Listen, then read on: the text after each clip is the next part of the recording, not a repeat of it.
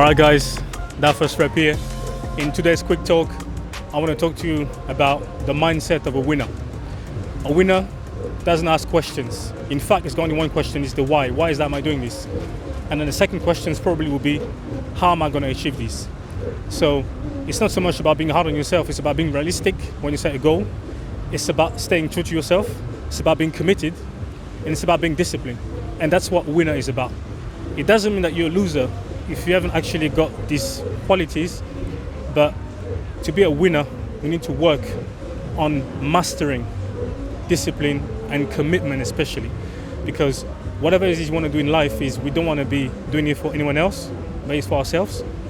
So it's about not giving up on ourselves, and of course have a plan in place.